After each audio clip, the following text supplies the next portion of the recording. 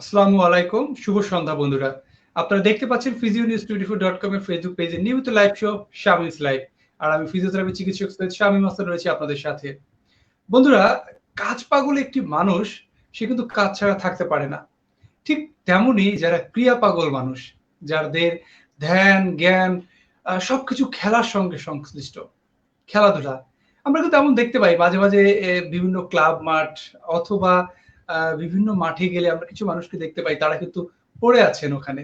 সারাক্ষণ খেলাধুলা, সারাক্ষণ চিন্তাভাবনা।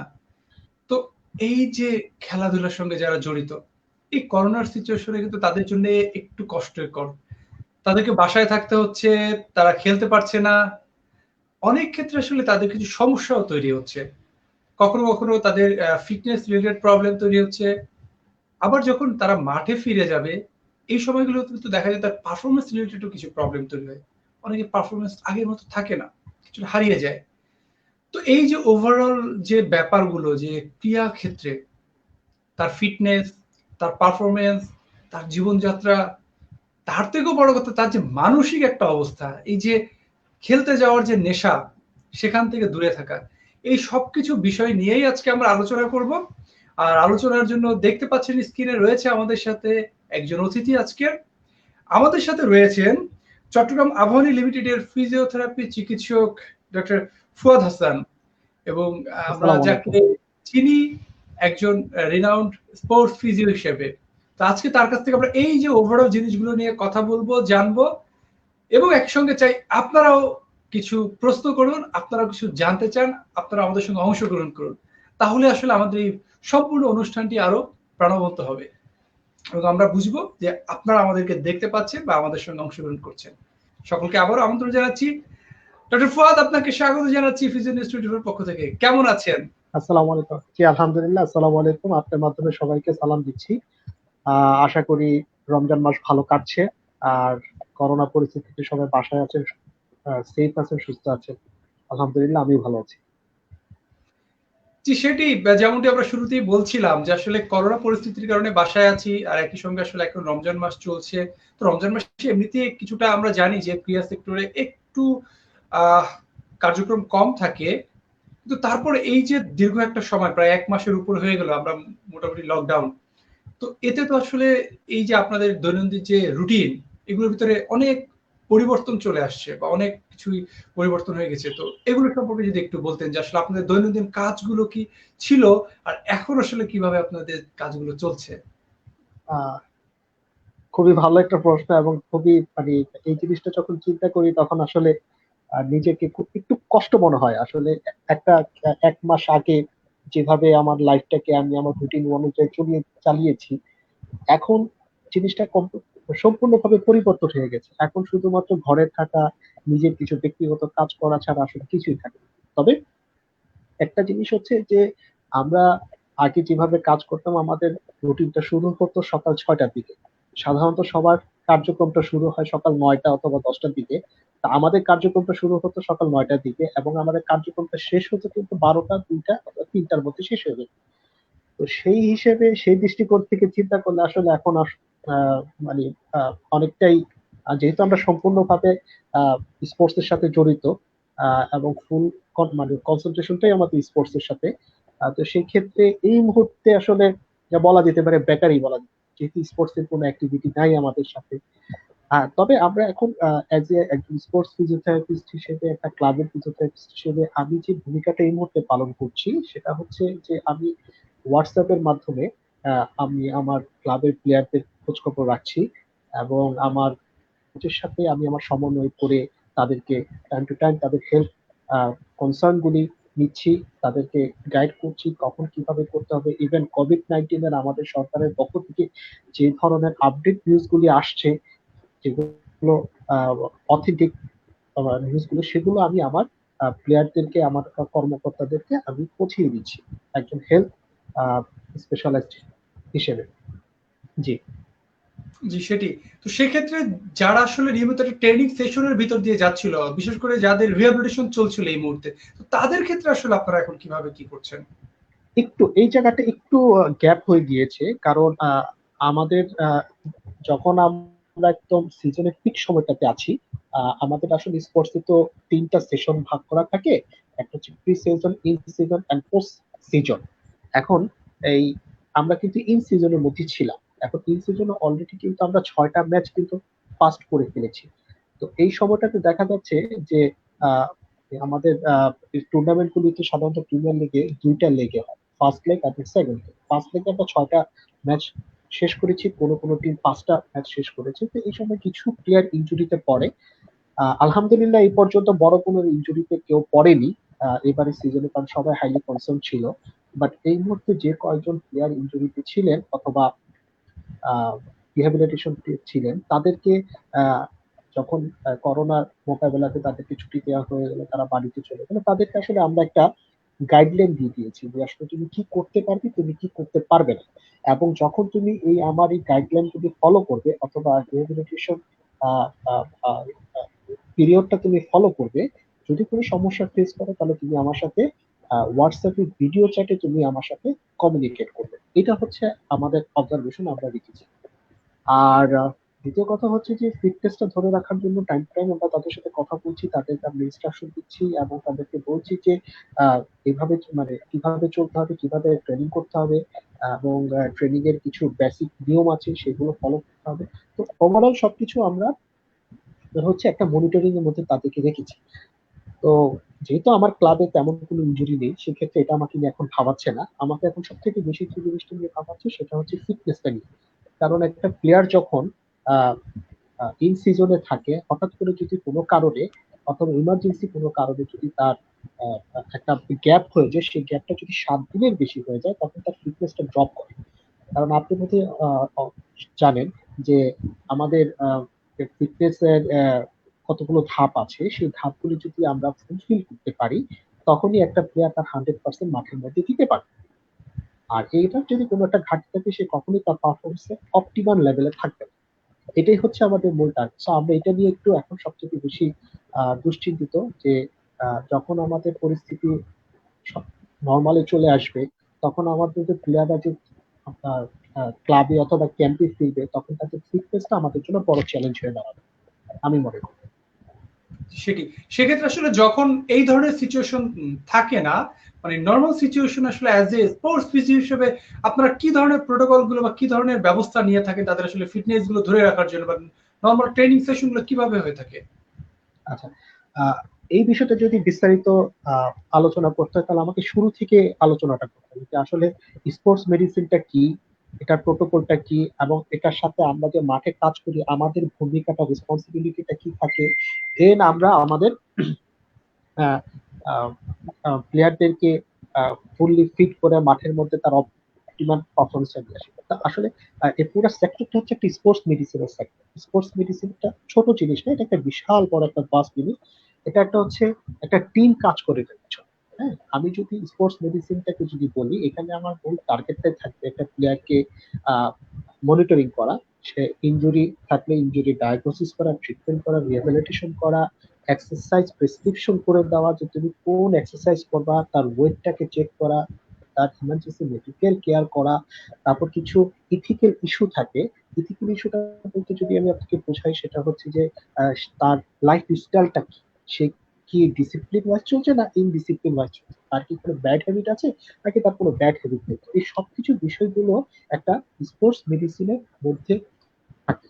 এখন আসুন, স্পোর্টস মেডিসিনটা যখন আমরা এই সার্বিক বিষয়গুলোর উপরে যখন চিন্তা করে আমরা কাজ করি, তখন আসলে আমাদের মাথায় প্রথমে আসলে আসলে এই স্পোর্টস মেডিসিন, স্পোর্টসে কারা কারা কাজ করে, কারা কারা দায়িত্বশীল অথবা হু ইজ দ্য কি কি পার্সন, এটা হচ্ছে সবচেয়ে বেশি ইম্পর্টেন্ট। আমি যদি এই জায়গাটার মধ্যে যদি আহ, আহ, না বুঝি, তাহলে দেখা যাচ্ছে যে আমরা যখন কাজ করতে যাই, আমাদের কাজের ক্ষেত্রে একটা বিশাল বড় গ্যাপ থেকে যায়। কারণ কর্তৃপক্ষরা বুঝতে পারবে না আসলে আমার ক্লাবে যিনি আছেন তার দায়িত্বটা কি, একটা প্লেয়ার ইনজুরি হলে এটার দায়িত্বটা কে নিবে এবং কত তাড়াতাড়ি প্লেয়ারটাকে রিকভার করে রিটার্ন টু প্লে, আমাদের ফুটবলের ভাষায় বলি আমরা, রিটার্ন টু প্লেতে নিয়ে আসা যায়। সো আমি আপনার মাধ্যমে সবাইকে একটু জানানোর চেষ্টা করবো যে আমাদের প্রচলিত বাংলাদেশে অথবা আমাদের বিশ্বে একটা ভুল ধারণা আছে যে সবকিছুই আছে একজন ফিজিশিয়ানের উপরে মানে বলবৎ থাকা, তার উপর দায়িত্ব থাকে। আসলে বিষয়টা কিন্তু সেরকম না। অ্যাডভান্স বর্তমানে ফিফা এবং এএফসি থেকে একটা আমাদেরকে ইয়ে করে দেওয়া হয়েছে, একটা গাইডলাইন দেওয়া হয়েছে যে যখন একটা টিমের সাথে থাকবে তখন ফার্স্ট রেসপন্সিবল পার্সন হচ্ছে একজন ফিজিওথেরাপিস্ট। একজন ফিজিওথেরাপিস্টই বলে দিতে পারবে তার প্লেয়ারের ফিটনেসটা, তার প্লেয়ারের ইনজুরি লেভেলটা কোথায় আছে। এখন আসলে একটা প্লেয়ারকে যখন আমি ট্রিটমেন্টে যাই তখন কিন্তু দুই ধরনের ট্রিটমেন্ট আমার হচ্ছে, কনজারভেটিভ ট্রিটমেন্ট লাগে, একটা রিহ্যাবিলিটেশন ট্রিটমেন্ট লাগে। তো মূলত প্লেয়ারের ট্রেনিং সেশন থেকে ম্যাচ ম্যাচ 90 থেকে 120 মিনিট পর্যন্ত, সেখানে যদি ক্রিকেটের ভাষায় বলি তাহলে 3 থেকে 3.5 ঘন্টা 6 ঘন্টা পর্যন্ত তারা খেলে। তো ওভারঅল বিষয়টা হচ্ছে যে প্লেয়ারটা আমার অবজারভেশনে থাকছে যে কি লেভেলে ইনজুরি হচ্ছে, কোন গ্রেডে ইনজুরি হচ্ছে, তার ইনজুরির প্রবণতা দেখার পরে কিন্তু আমি ডিসাইড করব যে either he needs to support from কি বলে এটাকে, আপনার হচ্ছে physician, orthopaedic surgeon or any other else. So এই বিষয়গুলো থেকে চিন্তা করে দেখা গেছে যে ফিফা এবং এএফসি একটা গাইডলাইন প্রোটোকল তৈরি করেছে। সেটা হচ্ছে এক নম্বর আমি আপনাকে শেয়ার করতে চাই, সেটা হচ্ছে যে প্রথম কি পার্সন হচ্ছেন ফিজিওথেরাপিস্ট, তারপর হচ্ছে স্পোর্টস ফিজিশিয়ান। তো বাংলাদেশে কিন্তু একজন মাত্র স্পোর্টস ফিজিশিয়ান আছেন। আপনি জানেন বাংলাদেশ ক্রিকেট বোর্ডের আমাদের দেবাশিস স্যার, উনি ফিজিওথেরাপিস্ট অলরেডি অনেকেই আছেন আমাদের সাথে, স্পোর্টসে খুব সুনামের সহিত কাজ করছেন, ক্রিকেটে, ফুটবলে, হকিতে বিভিন্ন জায়গায় আছেন। তো ধীরে ধীরে ফিজিওথেরাপি কিন্তু গ্রহণযোগ্যতা আস্তে আস্তে স্পোর্টসে কিন্তু বাড়ছে। কারণ একটা প্লেয়ার যখন কাজ করছে অথবা আমাদের দেশে যে কোচে আসছে, কোচের যখন মান উন্নত হচ্ছে, তখন কোচটা কিন্তু একজন ফিজিও প্রয়োজনীয়তা অনুভব করছে। কারণ একটা ফিজিও 24 আওয়ার্স কিন্তু একটা টিমের সাথে থাকে, তখন সে খুব ভালোভাবে একটা প্লেয়ারের ফিটনেসটা নিয়ে কথা বলবে। তারপরে আসেন হচ্ছে একজন মাসাজ থেরাপিস্ট। যদিও বাংলাদেশে মাসাজ থেরাপিস্ট সেরকম কেউ নাই, এটা আমাদের ফিজিওথেরাপি তত্ত্বাবধানেও হয়ে থাকে। আমরা মূলত আহ একজন মাসাজ ম্যানকে আমরা তৈরি করে দিই যে তুমি এইভাবে এইভাবে কাজ করবে, তো পুরাটা একজন ফিজিওথেরাপি তত্ত্বাবধানে হয়ে থাকে। তারপর একজন এক্সারসাইজ ফিজিও মানে স্পেশালিস্ট থাকেন, এটা মূলত আমরা ফিজিওথেরাপিস্টই বর্তমানে করে থাকি। কিন্তু বহির্বিশ্বের দিকে যদি যান তাহলে দেখা যাচ্ছে কি প্রত্যেকটা ডিপার্টমেন্টের একজন একজন স্পেশালাইজ থাকে। বাট বাংলাদেশের প্রেক্ষাপটে একটু ডিফারেন্ট, ফুটবলে তো আরো ডিফারেন্ট। তো তারপর হচ্ছে ট্রেনার থাকে, আপনার হচ্ছে একজন অর্থোপেডিক সার্জন থাকবে, একজন রেডিওলজিস্ট থাকবেন, একজন পডিয়াট্রিস্ট থাকবেন, ডায়েটিশিয়ান থাকবেন, সাইকোলজিস্ট থাকবেন, কোচ, দেন হচ্ছেন একজন ফিটনেস অ্যাডভাইজার। এই টোটাল সবাইকে নিয়ে আমাদের একটা স্পোর্টস মেডিসিন অথবা স্পোর্টস এক্সারসাইজ মেডিসিন টিম তৈরি হয়। এখন আসুন আমাদের প্রোটোকলটা কি। প্রোটোকলটা হচ্ছে যে আমরা দুই ধরনের প্রোটোকল এখানে ফলো করি। একটা প্রোটোকল হচ্ছে আপনার ট্রেডিশনাল প্রোটোকল, আরেকটা প্রোটোকল হচ্ছে অ্যাডভান্স প্রোটোকল। এখন ট্রেডিশনাল প্রোটোকলে আমরা সবাই জানি যে ওঠা একজন দায়িত্ববান ব্যক্তি থাকেন একজন ফিজিশিয়ান, হ্যাঁ, তার আন্ডারে থাকে হচ্ছে আপনার একজন ফিজিওথেরাপিস্ট, ম্যাসাজ থেরাপিস্ট অথবা পডিয়াট্রিস্ট অথবা ডায়েটিশিয়ান এবং অন্যান্য যারা। বাট বর্তমানে দেখা গিয়েছে যে অ্যাডভান্স লেভেলে যখন আমি দেখা যায় তখন সেখানে আপনার থাকতে হচ্ছে অ্যাথলেটস এবং কোচ হচ্ছে ইম্পর্টেন্ট পার্সন থাকবে। হ্যাঁ, অ্যাথলেটস এবং কোচ থাকার সাথে সাথে আমি যে টিমের কোনো কথা বলেছি, অর্থোপেডিক সার্জন, তারপর হচ্ছে আপনার ফিজিশিয়ান, ফিজিওথেরাপিস্ট, অকুপেশনাল থেরাপিস্ট, তারপর হচ্ছে রেডিওলজিস্ট, এগুলো সবাই একটা টিম হিসেবে কাজ করে। বাট কি পার্সন অ্যাডভান্স লেভেলে একজন ফিজিওথেরাপিস্ট। এটা হচ্ছে মূলত আমাদের স্পোর্টস এর একটা প্রোটোকল যেটা এখন আমরা বর্তমানে ফলো করেছি। জি, সেটি এখানে তো একটা মাল্টিডিসিপ্লিনারি অ্যাপ্রোচ এর ভিতর দিয়ে আসলে বেশ কয়েকজন প্রফেশনালস একসঙ্গে কাজ করছে এবং তারা সার্ভিস গুলো দিচ্ছে। তো আমাদের দেশে তো আসলে এখনো এভাবে করে এই টিমটি তৈরি না। সেক্ষেত্রে আসলে আপনারা কিভাবে সার্ভিস গুলো দিচ্ছেন? এইটা খুব সুন্দর একটা প্রশ্ন করেছে। এটা আমরা সবসময় এই ধরনের সমস্যার সম্মুখীন হয়ে থাকি। দেখেন আমি একজন স্পোর্টস ফিজিওথেরাপিস্ট, আমার কিন্তু কিছু লিমিটেশন আছে। আমি চাইলে কিন্তু আমি আমার লিমিটেশন থেকে বাইরে গিয়ে কিন্তু আমি আমার চিকিৎসাটা করতে পারি। দেখা যাচ্ছে যে যখন আমি যদি আমার একটা বাস্তব অভিজ্ঞতা থেকে আপনার সাথে শেয়ার করি যে আমি একবার একটা খেলায় একটা টিমের খেলার সাথে গিয়েছিলাম, সেখানে হঠাৎ করে তার টিবিয়াল বোনটা ভেঙে যায়, কমপ্লিট ফ্র্যাকচার হয়ে যায়। ইন দ্যাট টাইম আমি গিয়ে তাকে প্রাইমারি ম্যানেজমেন্টটাকে করেছি, করার পরে সাথে সাথে আমাকে ম্যানেজমেন্ট আমার কাছে জানতে চেয়েছে এই মুহূর্তে আমাদের করণীয় কি। তো তাদেরকে আমি দুটো অপশন দিয়েছি। একটা অপশন হচ্ছে যে এই মুহূর্তে তাকে ইমার্জেন্সিতে নিয়ে যাওয়া হোক, ঢাকা মেডিকেল ইমার্জেন্সিতে গিয়ে ইমার্জেন্সি প্লাস্টার করা হোক, যাতে ফার্দার কোনো ইনফেকশন এবং নার্ভ ড্যামেজ না হয়, এটা ফার্স্ট। সেকেন্ড হচ্ছে যে যিনি অর্থোপেডিক সার্জন, বাংলাদেশে রিনাউন্ড দুজন অর্থোপেডিক সার্জন আছেন, আপনি জানেন, একজন হচ্ছেন নন্দ কুমার স্যার অ্যাপোলোতে এবং M Ali sir, Mohammad Ali sir. তো এই দুজনের যে কোনো একজনের কাছে যদি পাঠিয়ে দেন তাহলে হচ্ছে এটা ম্যানেজমেন্টটা করা যাবে। এই যে ডিসিশন মেকটা কিন্তু আমাকে করতে হয়েছে, একজন ফিজিওথেরাপিস্টকে করতে হয়। একটা স্পোর্টসে বড় অনেক ধরনের প্রবলেম ক্রিয়েট হয়। যেমন ফুটবলে সবচেয়ে বেশি ইনজুরি কিন্তু ফুটবলে হয়, কারণ এটা হচ্ছে কন্টাক্ট কন্টাক্ট ক্ল্যাশ। এখন contact to contact clash very short time খেলা হচ্ছে, একটা প্লেয়ারের দেখা যাচ্ছে যে কার্ডিয়াক হার্ট রেট যেটাকে আমরা বলি, সেটা কিন্তু 160 থেকে 200 পর্যন্ত চলে যাচ্ছে। তো ওই সময়টা কিন্তু অনেক প্লেয়ার, হিস্ট্রি বলে অনেক প্লেয়ার কিন্তু কার্ডিয়াক অ্যারেস্ট হচ্ছে। তো ওই সময় যে সিপিআর দেওয়া, তারপর প্লেয়ার ফেইন্ট হয়ে গেল, কি কারণে ফেটে হলো, অথবা কনকাশনের যে একটা ইস্যু থাকে, সেই টোটাল বিষয়গুলো কিন্তু একজন ফিজিওথেরাপিস্ট কিন্তু ওই মুহূর্তে মাঠে কিন্তু প্রাইমারি ডায়াগনোসিসটা করে সাথে সাথে কিন্তু ফিজিশিয়ানের কাছে কিন্তু রেফার করে। বাট ওই সময় কিন্তু ফিজিশিয়ানের অ্যাকচুয়ালি কোনো ভূমিকা থাকে না, ক্রিটিক্যাল ম্যানেজমেন্টের বেলায় শুধু ফিজিশিয়ান। আমাদের বাংলাদেশে যেহেতু এই প্রেক্ষাপটে এই ধরনের কালচারটা এখনো ডেভেলপ করে ওঠে নাই, আহ, তো সেই ক্ষেত্রে আমাদের কি করতে হয়, মাল্টি এই যে ফিজিশিয়ান বলেন, আহ, তারপর অর্থোপেডিক সার্জন বলেন, রিহ্যাবিলিটেশন স্পেশালিস্ট বলেন, ওনাদের সাথে কি আমাদের পার্সোনালি কন্ট্যাক্ট থাকে। যে আহ, যদি কোনো আমার টিমের সাথে, যেমন আমি চিটাগং আওয়ামীতে কাজ করি, আমার বিহাইন্ডে কিন্তু একটা টিম আছে যারা কিন্তু অ্যাসাইন না, তারা কিন্তু অ্যাসাইন না, বাট তারা আমাকে সার্বক্ষণিকভাবে সহযোগিতা করে যাচ্ছে। সে আমার একটা প্লেয়ার যদি ইনজুরিতে পড়ে, অর্থোপেডিক সার্জন সাপোর্ট, আমি আমার যিনি আমার স্যার অথবা আমার সিনিয়র, তার সাথে আমি যোগাযোগ করি যে স্যার আমার এইরকম একটা প্লেয়ার ইনজুরি হয়েছে, এই মুহূর্তে আপনার কনসালটেন্সি আমার দরকার অথবা আপনার সাপোর্ট আমার দরকার। তো আমি সেখানে যাই, but total beginning to end লেভেলটাতে সবসময় আমাকে সার্বক্ষণিকভাবে প্লেয়ারের সাথে থাকতে হয়। তো হোপ স্লোলি আমাদের কালচারটা ডেভেলপ করবে, বাট ইটস টু ডিফিকাল্ট। কারণ আপনাকে যখন এই কালচারটা ডেভেলপ করতে হবে তখন সামগ্রিক পরিসরটাকে আপনাকে পরিবর্তন করে আনতে হবে, এবং ইটস কোয়াইট এক্সপেন্সিভ, এটা একটু সময় সাপেক্ষ।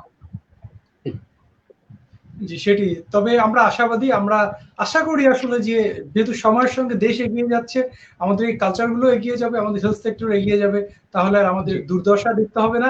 এ ধরনের সমস্যায় পড়লে আসলে তৎক্ষণাৎ আমরা অনেস্ট অফ সার্ভিসে যেতে পারবো। তো আমি সেক্ষেত্রে আপনাকে একটু শেয়ার করি, এটা হচ্ছে আশার বাণী। সেটা হচ্ছে যে আজ থেকে 5 বছর অথবা 10 বছর আগে বাংলাদেশে কিন্তু ফিজিওথেরাপিস্টদের স্পোর্টসে কিন্তু সেরকম ভূমিকা আমরা বলার মতো দেখিনি। এবং যখন বাংলাদেশে ফিজিওরা কিন্তু বিদেশ থেকে আসতো, যেসব ক্লাব বিদেশি ফিজিওথেরাপিস্টকে নিতে পারতো তারাই কিন্তু নিয়ে আসতো। বাট বর্তমানে আপনাকে ভালো দিক বাংলাদেশে কিন্তু আমরা যারা স্পোর্টস ফিজিওথেরাপিস্টরা আছি তারা কিন্তু সুনামের সহিত কাজ করে যাচ্ছে, এবং বর্তমানে বিভিন্ন ক্লাব এবং আমাদের জাতীয় দল পর্যন্ত আমাদের দেশীয় ফিজিওথেরাপিস্টদের কিন্তু আস্থা রাখতে পারছে। এবং আলহামদুলিল্লাহ আমরা কিন্তু বিদেশিদের থেকেও কিন্তু অনেকাংশে সুনামের সহিত কাজ করছি, এবং আমাদের কিন্তু ইনজুরি প্রবণতা কিন্তু অনেক কমিয়ে আনতে পেরেছি, এবং একটা আমরা হাইলি সিলেক্ট। এখানে কিন্তু ল্যাঙ্গুয়েজটা বিশাল বড় ভেরিয়েন্ট, কারণ আমাদের ম্যাক্সিমাম প্লেয়াররা কিন্তু ফুটবলে খুব একটা বেশি শিক্ষিত না, তারা কিন্তু অল্প ইংরেজিতে কথা বলতে পারে, তখন তাদের দোভাষী লাগে। তো বিদেশি কোনো ফিজিও থাকলে তারা কিন্তু স্বাচ্ছন্দ্য বোধ করে না, তাদের মধ্যে একটা ভয় অথবা ফোবিয়া কাজ করে। যখন আমরা লোকালরা কাজ করি তখন তারা হচ্ছে কি ওপেনলি আমাদের সাথে বিষয়টা শেয়ার করতে পারে, তখন আমাদের খুব ইজি হয়ে যায় তাদেরকে ট্রিটমেন্ট করা, ডায়াগনোসিস করা এবং তাদেরকে মেন্টালি সাপোর্ট। সেটি, এটি একটি অনেক বড় ব্যাপার। আমি বেশ কয়েক বছর আগে একজন রিনাউন্ড স্পোর্টসম্যানের সঙ্গে কথা বলছিলাম। তো উনি কথায় কথায় এই ঠিক আপনি যে কথাটি বললেন, উনি এরকমই বলছিল যে আমাদের কমিউনিকেশন কিন্তু একটা প্রবলেম ক্রিয়েট হয় অনেক ক্ষেত্রে যদি আমাদের ফরেন কোচ অথবা ফরেন ফিজিও, বিশেষ করে ফিজিওটা অনেক বেশি ইম্পর্টেন্ট তাদের জন্য। কারণ তিনি ওই সিটিংয়ে আমাকে বলেছিলেন আরেকটি কথা, সেটি হলো যে একজন স্পোর্টসম্যানের ক্যারিয়ার ডিপেন্ড করে একজন ফিজিওথেরাপিস্টের উপর। সো একজন ফিজিওথেরাপিস্টের প্রপার সাপোর্টটা যদি সে না পায় তাহলে সে স্পোর্টসম্যান কখনোই তার পারফেক্ট পারফরমেন্সটা কখনো দিতে পারে না। এবং তখনই তিনি আমাকে বলেছিলেন যে এবং সেই ক্ষেত্রে তার কমিউনিকেশনটা আমার লাগবে, এবং সেই কমিউনিকেশনের জন্য যদি বাংলাদেশি কোনো ফিজিও আমাদের টিমে থাকে তাহলে এটা আমাদের জন্য অনেক অনেক বেশি হেল্প হয়। তো আপনার আসলে এই কথাটার সঙ্গে আমার মনে হচ্ছে যে সেই স্পোর্টসম্যানের কথাটি কিন্তু অনেক অংশে মিলে যাচ্ছে। মিলে যাচ্ছে। জি। আসলে আমরা তো সরাসরি প্লেয়ারদের সাথে কাজ করি তো। আমাদের যদি রুটিনটা আপনি যদি একবার দেখেন তাহলে দেখা যাচ্ছে যে টপ টু বটম কিন্তু আমরা প্লেয়ারের সাথে হাইলি কানেক্টেড। দেখা যাচ্ছে যে আমরা যখন একটা টিমকে নিয়ে যখন বাইরে যাই অথবা ক্যাম্পের বাইরে অথবা বাইরে কোথাও ডিস্ট্রিক্ট লেভেলে খেলতে চাই, তো আমার আন্ডারে কিন্তু পুরো প্লেয়ার কিন্তু আমার সাথেই থাকে। সে কি খাচ্ছে, সে কিভাবে চলছে, সে সময় মতো ঘুমাচ্ছে কিনা, তার ডায়েটটা ঠিক আছে কিনা, তারপর হচ্ছে তার এক্সট্রা কোনো ব্যাড হ্যাবিট আছে, টোটালটা কিন্তু আমার অবজারভেশন। তখন দেখা যাচ্ছে যে আমি কিন্তু তাকে আমি আমার মাতৃভাষায় তাকে কিন্তু বোঝাতে পারছি যে দেখেন ভাই আগামীকালকে খেলা, আপনি এই জিনিসটা করছেন এটা কিন্তু আপনার জন্য ঠিক না, এটা করাবেন না, অথবা আপনি এই জিনিসটা করেন তা আপনি ওই সময়টা এনার্জিটা ভালো পাবেন, আপনার জন্য ভালো হবে। এই যে নিজের ভাষায় তাকে বুঝিয়ে বলা, এটা কিন্তু আহ, একজন বিদেশি ফিজিওর পক্ষে সম্ভব। হ্যাঁ, আমি আমি মেনে নিচ্ছি বিদেশি যারা ফিজিওরা আসছেন তারা হাইলি ট্রেন্ড, তাদের একটা বিশাল একটা এক্সপিরিয়েন্স থাকে। হ্যাঁ, কিন্তু যদি আপনার ল্যাঙ্গুয়েজ ব্যারিয়ারটা যদি থাকে, কমিউনিকেশন ব্যারিয়ারটা যদি থাকে, তাহলে আপনি কখনোই 100% পারফর্ম অথবা 100% আউটপুটটা নিয়ে আসতে পারবেন না। কারণ আমাদের মেডিকেলে এমন কিছু শব্দ আছে যে শব্দের আসলে কিন্তু বাংলার কোনো অনুবাদ আপনি খুঁজে পাবেন না। এখন আমি যদি তাকে এমন একটা মেডিকেল টার্ম ব্যবহার করি যে তোমার কি এই জিনিসটা হয়েছে, সে কিন্তু বুঝবে না, সে কিভাবে এক্সপ্লেইন করবে। ফর এক্সাম্পল, আমাদের প্রায় প্লেয়াররা আমাদেরকে বলে খিচ লাগছে ভাই, খিচ লাগছে, পায়ে খিচ লাগছে। তো সেটা একজন ফরেন ফিজিওকে সে কিভাবে বলবে? এটা আমাদের অনেকভাবে আমরা এক্সপ্লেইন করি, মাসল পুল বলি, মাসল ক্র্যাম্প বলি, মাসল স্ট্রেইন বলি। এখন আপনি তাকে স্পেসিফিক ভাবে যদি বুঝায় বলতে না পারেন, তাহলে তো সে আসলে প্রপার ডায়াগনোসিসটা করতে পারবে না, তখন আপনাকে ইমিডিয়েট ম্যানেজমেন্ট পারবে। তো এই ধরনের প্রবলেম গুলি হয়। আলহামদুলিল্লাহ এখন আমরা যারা কাজ করছি, আমাদের দেশীয় প্লেয়াররা আমাদের সাথে কাজ করে যথেষ্ট স্বাচ্ছন্দ্য বোধ করে, তারা খুবই আপন মনে করে যে আমি আমার কারো কাছে বুঝি। আর যেহেতু আমাদের মেডিকেল একটা কথা থাকে, হাইলি কনফিডেন্সিয়াল একটা বিষয় থাকে, তো আমরা সেটা খুবই শক্তভাবে ফলো করি এবং টোটাল বিষয়টা আমরা আসলে একটা ওই ফলো আপ এর মধ্যে রাখি। আমাদের একটা লগ বুক থাকে, আমাদের একটা প্রি প্ল্যান থাকে, আমাদের কিছু প্ল্যান অনুযায়ী আমরা কাজ করি। তো বিষয়টা আসলে আহ যদি কাজ করার অভিজ্ঞতা থাকে তাহলে সেখান থেকে আপনি সেই অভিজ্ঞতা ব্যবহার করে আপনি আউটপুটটা ভালো পাবেন। আর যদি আপনি নতুন হয়ে থাকেন তাহলে একটু আপনাকে এই বিষয়টা একটু চ্যালেঞ্জিং হিসেবে নিতে হবে। But everything is will be fine after কিছু করার। জি, সেটি। তো সেক্ষেত্রে সকলকে একটু মনে করিয়ে দিই, আমরা আসলে কথা বলছি এই লকডাউনের এই করোনা সিচুয়েশনে স্পোর্টসম্যানদের কি করণীয়? পাশাপাশি আসলে রমজানও চলছে, আসলে রমজানের সময় ফুড অ্যান্ড নিউট্রিশনের কিছু ব্যাপার থেকে যায় স্পোর্টসম্যানদের জন্য, সেগুলো নিয়েও আমরা কথা বলছি। আপনাদের যদি কোনো প্রশ্ন থাকে, কোনো জিজ্ঞাসা থাকে যে এই ধরনের সম্পর্কিত কোন ধরনের পেইন অথবা কোনো সমস্যা নিয়ে, সেটি আমাদেরকে প্রস্তুতি করতে পারেন, কমেন্ট বক্সে লিখতে পারেন। তাহলে আমরা সেই কথাগুলোর উত্তর দেওয়ার চেষ্টা করব। আমাদের সঙ্গে যুক্ত রয়েছেন একজন চিকিৎসক এবং আমরা কথা বলছি কিন্তু এই ম্যানেজমেন্ট গুলো নিয়ে। তাই সকলকে আবারও মনে করিয়ে দিচ্ছি, আপনাদের প্রশ্ন থাকলে, মতামত থাকলে আমাদেরকে লিখে জানান। জি, যেমনটি বলছিলাম, তার এখন তো আসলে একদিকে আমরা লকডাউন, করোনা সিচুয়েশন, আমরা বাসায়, আরেকদিকে রমজানও শুরু হয়ে গেল।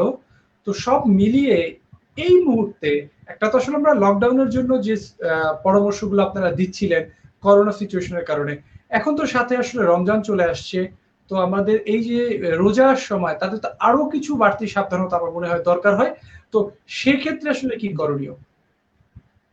আচ্ছা, সেই ক্ষেত্রে একটা প্রফেশনাল প্লেয়ার খুব ভালো করে জানে যে আসলে তাকে কিভাবে মেনটেন করতে হবে। এটা হচ্ছে ফার্স্ট পয়েন্ট। দ্বিতীয় কথা হচ্ছে যে রমজানের সময় যেটা হচ্ছে যে আমরা দীর্ঘক্ষণ না খেয়ে থাকি, 12 থেকে 14 ঘন্টা না খেয়ে। তো আমার সাজেশন হচ্ছে প্লেয়ারদের প্রতি যে এই মুহূর্তে আপনি আগে যে ইন্টেন্সিটি এক্সারসাইজ করতেন অথবা ট্রেনিং করতেন, এখন সেই প্রিন্সিপালটাই ফলো করুন, বাট টাইম ডিউরেশনটা কমিয়ে আনুন। কারণ আপনার এখানে দেখতে হবে আপনার শরীর ডিহাইড্রেট আছে কিনা, আপনার শরীরে পানি শূন্যতা হবে কিনা। কারণ আপনি সোয়েটিং করবেন, আপনি যদি রোজা রাখেন তাহলে আপনার রোজা থাকা অবস্থায় যদি এক্সারসাইজ করেন তাহলে আপনার শরীরে পানি শূন্যতা দেখা দিতে পারে, আপনার ইলেকট্রোলাইট ইমব্যালেন্স হতে পারে, বিভিন্ন ধরনের মলিকুলার অথবা কেমিক্যাল চেঞ্জেস আসতে পারে। সেই ধরনের চেঞ্জ হলে দেখা যাচ্ছে যে আপনি আজকে ট্রেনিং করলেন, কালকে আপনার মাসল পেইন হতে পারে, বিভিন্ন ধরনের কমপ্লিকেশন চলে যেতে পারে, যেটা আসলে কখনোই আমরা চাই না। তারপরেও যেহেতু আপনি আমাকে প্রশ্ন করছেন, আমি একটু সুবিধার্থে আমি একটু শেয়ার করবো যে আসলে ফিটনেস এর কোন কোন বিষয়গুলো আমাদেরকে ফলো করে চললে আসলে সার্বিক দিক থেকে আমরা ভালো থাকবো এবং আমরা এটা থেকে উপকার পাবো। একটা ফিটনেস যখন আমরা করবো, এটাকে 4টা শ্রেণীতে আমরা ভাগ করে দিই। 4টা শ্রেণীর মধ্যে হচ্ছে, সেটা হচ্ছে ম্যাচ ফিটনেস থাকে, তারপর হচ্ছে ফিটনেস এনহ্যান্সমেন্ট থাকে, তারপর হচ্ছে আপনার ফিট মেইনটেনেন্স থাকে এবং ইনজুরি প্রিভেনশন থাকে। তো এই মুহূর্তে যারা আমরা করোনায় লকডাউন আছি, তাদের কিন্তু ম্যাচ ফিটনেস এবং হচ্ছে ফিটনেস এনহ্যান্সমেন্ট, যেটা হচ্ছে ফিটনেসটাকে বৃদ্ধি অথবা ধরে রাখা, সেটা কিন্তু এখন এই মুহূর্তে আমাদের পক্ষে সম্ভব না। আমাদের পক্ষে সম্ভবটা তাহলে কি দ্বারা, আমরা ফিটনেসটাকে কিভাবে মেনটেন করব, এবং আমাদের যদি কোনো পুরোনো ক্রনিক অথবা একিউট কোনো ইনজুরি থাকে, সেটাকে আমরা কিভাবে প্রিভেনশন করবো। একটা জিনিস আপনার মাধ্যমে আমি তাদের সবাইকে বলে দিতে চাই, যদি আপনি ফিটনেস মেনটেনেন্সটা এই মুহূর্তে 50 থেকে 70%, 50 থেকে 70% ধরে রাখতে পারেন, তাহলে আপনি ম্যাচ ফিটনেসটা কিন্তু আপনি থেকে যান। এটা হচ্ছে খুব ইম্পর্টেন্ট বিষয়। এই বিষয়টা কিন্তু আমরা অনেক সময় আমরা অনেক প্লেয়ারদেরকে ফলো করতে দেখি না। হ্যাঁ, এটা হচ্ছে একটা ভেরি ইম্পর্টেন্ট বিষয়। আরেকটা হচ্ছে যে আপনি যখন একটা ফিটনেসের উপরে যখন কাজ করবেন, তখন কিন্তু ফিটনেসটা ধরে রাখার জন্য এখানে কি আমাদের একটা বিষয়ের উপর আমাদের আমাদের মনে থেকে রাখতে, যেমন হচ্ছে endurance, strength, flexibility and coordination. এই 5টা বেসিক কম্পোনেন্ট যখন আমি ধরে রাখতে পারবো, এবং এই 5টা বেসিক কম্পোনেন্টের উপর যখন আমি কনসেন্ট্রেশন দিতে পারবো, তখন আমার ফিটনেসটা থেকে যাচ্ছে। এখন আপনি endurance, speed, strength, flexibility, coordination, এটাও কিন্তু আপনি কিন্তু দুই ভাবে করতে পারেন। একটা হচ্ছে লং টাইম ট্রেনিং করে করতে পারেন, একটা শর্ট টাইম ট্রেনিং করে করতে পারেন। যেহেতু রমজান মাস, সবাই সুযোগ পেয়েছে যে একটু সিয়াম করবে, সিয়াম সাধনা করবে, ইবাদত করবে, ফিটনেসটা ধরে রাখবে। আমি সাজেশন দেবো আপনারা টাইম ডিউরেশনটা কমিয়ে নেন। প্রতিদিন 40 মিনিট ওয়ার্কআউট করলেই যথেষ্ট।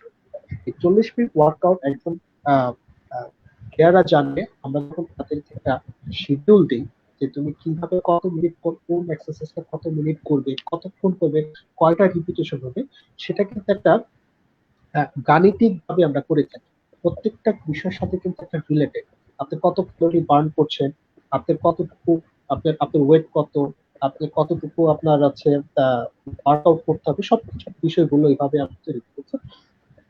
মানে আইডিয়াল স্ট্যান্ডার্ড টাইমটা যদি এই মুহূর্তে ধরেন, তাহলে 40 মিনিট যদি ওয়ার্কআউট করে, আমার মনে হয় যে খুব ভালো।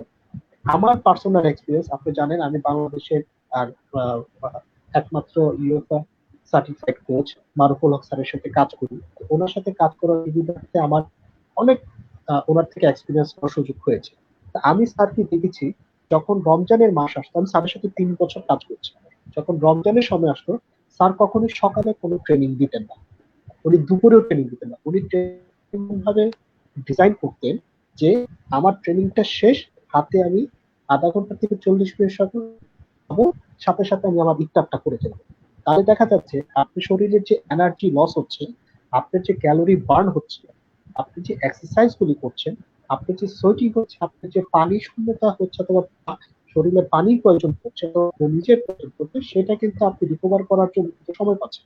কখন সময় পাচ্ছেন? আধা ঘন্টা থেকে 40 মিনিট পরে আপনার সাথে সাথে চলে যাচ্ছে। ইফতারের যে খাবারটা আপনি খাচ্ছেন, আপনি কিন্তু বডিতে সেই ধরনের সেই ফুড মলিকুল গুলো কিন্তু ফিল আপ করছে। সো আমি সাজেস্ট করবো যে এক্সারসাইজ সকালেও করা দরকার নেই, দুপুরেও করা দরকার নেই। আপনারা ইফতারে 1 ঘন্টা থেকে 1.5 ঘন্টা অথবা 2 ঘন্টা আগে আপনারা শুরু করার আগে আপনারা এক্সারসাইজ করেন, ওয়ার্কআউট করেন, আপনাদের টিম ফিজিওর সাথে অথবা কোচের সাথে আলোচনা করে করুন। করার পরে শাওয়ার নিয়ে আপনি ইফতার করেন, সাথে সাথে আপনার এখানে যেটা ক্ষয় হয়েছে সেটা আবার পূর্তি হয়ে যাচ্ছে। এটা আমার সাজেশন। অসংখ্য ধন্যবাদ। আসলে অনেক গুরুত্বপূর্ণ তথ্য দিলেন। আর বিশেষ করে আমার কাছে মনে হচ্ছে যারা ইয়ং এবং যারা খেলাধুলার সঙ্গে যুক্ত, তাদের বেশ উপকার হবে এই মুহূর্তে এই তথ্যগুলো জানার জন্য। আর একটি কথা যেটি হলো যে এক্সারসাইজ, মানে জিনিসটাকে অনেকে অনেক খুব সহজ ভাবে নিয়ে নেয়। অনেকে ইউটিউব দেখে শুরু করে দেয়, অনেকে হয়তোবা একজন করছে দেখেই শুরু করে দেয়। হ্যাঁ, এটি একদমই নয়। যেটি কিন্তু আমাদের আজকের অতিথিও বলছিলেন যে সবকিছুর একটা নিয়ম আছে। তারা একটা পরামর্শ দেন, একটা শীট দিয়ে দেন। This is science, complete science, যেখানে আপনাকে বুঝতে হবে কত ক্যালোরি আপনাকে বার্ন করতে হবে, কতটুকু আপনাকে এক্সারসাইজ করতে হবে, কত সময় এক্সারসাইজ করতে হবে, কোন এক্সারসাইজ গুলো করতে হবে। হাত পা নাড়ালেই এক্সারসাইজ হয় না, তাই এই জিনিসগুলোকে একটু চিন্তা করতে হবে। যখনই আমরা আসলে যে কোনো, সেটা হোক পেইন ম্যানেজমেন্ট, সেটা হোক কোনো রিহ্যাবিলিটেশন পারপাসে, অথবা হোক কোনো ফিটনেস পারপাসে, যেই পারপাসই হোক না কেন, যখনই আপনাকে কোনো এক্সারসাইজ দেওয়া হবে, সেটি যদি থেরাপিউটিক এক্সারসাইজ হয়, অবশ্যই আপনাকে একজন বিশেষজ্ঞের পরামর্শ নিয়ে করতে হবে। নিজে নিজে একা একা এটা সেটা দেখে যে কারোর সঙ্গে আলাপ করে শুরু করলেই হবে না, এবং এই জিনিসটি সকলকে মাথায় রাখতে হবে যে একদম যাওয়ার আগে শেষ মুহূর্তে আসলে যদি আমাদের দর্শকদের উদ্দেশ্যে আপনার আর কোনো পরামর্শ থাকে।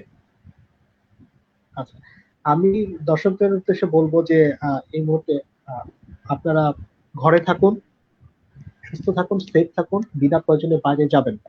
একটা জিনিস মনে রাখতে হবে, কোভিড-19টা হচ্ছে রেসপিরেটরি ইনফেকশন একটা ডিজিজ।